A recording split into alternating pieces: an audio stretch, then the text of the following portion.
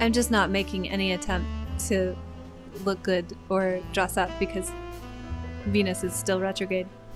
Okay, I actually did put on some makeup. Don't tell the gods. This Venus retrograde, I keep thinking of Lucille Ball on I Love Lucy doing the commercial for Vitamin Vegemin where she's like, do you pop out at parties? Are you unpopular? Of course, she was drunk and she meant to say, do you poop out at parties? Are you unpopular? I'm too busy getting into all my dirty laundry to enjoy myself. The conjunction with the sun marks a turning point, kind of. It's the center of the retrograde.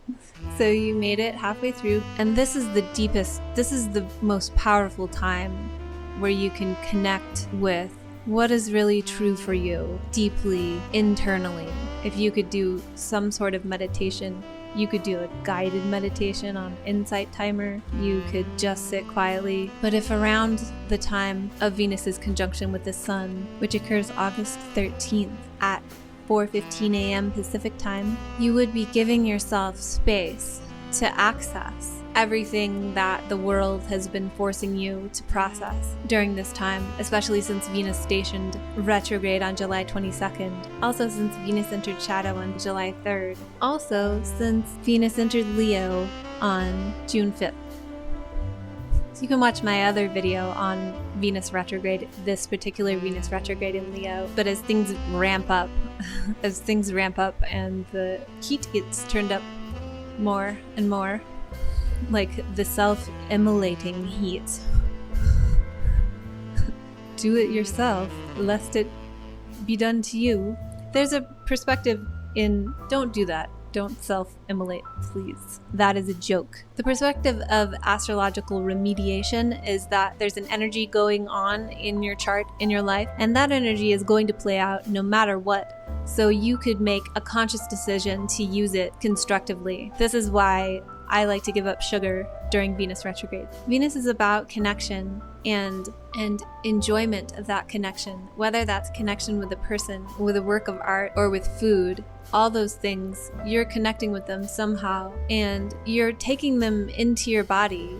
They're becoming a part of you. People we love are a reflection of us, or a reflection of qualities. People we love are a reflection of us, or a reflection of qualities that we want to have. When Venus is retrograde, the enjoyment of such contacts tend to elude us. And it could be frustration around that, which makes you lends to just an air of general contention, or things that you don't like might be really what's on the surface. What is most readily, what you don't like about things that you like, what you don't like about things or people that you like will come to the surface more readily. And especially during this retrograde in Leo, that could be you being critical of yourself, or this could show up as both you fixating on the bad qualities of what you once really loved, or just something that you enjoyed, to an extent that the whole period just becomes a hashing out of what's wrong, what isn't ideal, what could be better.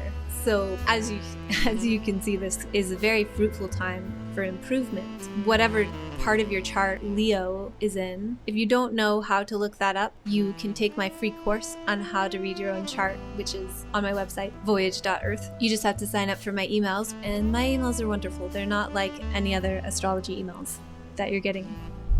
Anyway, like I said, it's a good time for reassessing things, identifying what is not great about whatever, something you enjoy, or someone. This process is likely to happen very naturally, especially if you're a Venus-ruled person. So if you're a Libra or a Taurus, that's your rising sign, you have a bunch of planets in one of those signs, or you could have none of those things, and Venus could be the planet that's activated for you this year, which is the technique of annual profections. So while this is a time to improve your relationship with what you enjoy and what and who you make contact with, this heightened state of hating everything, it's also a time that bonds can break entirely, and there's nothing you could do to save it, and maybe they don't get reassessed. Something that a Venus retrograde can do is also bring up things you enjoyed from the past, like dirty, smelly corpse Venus, like, oh, remember this?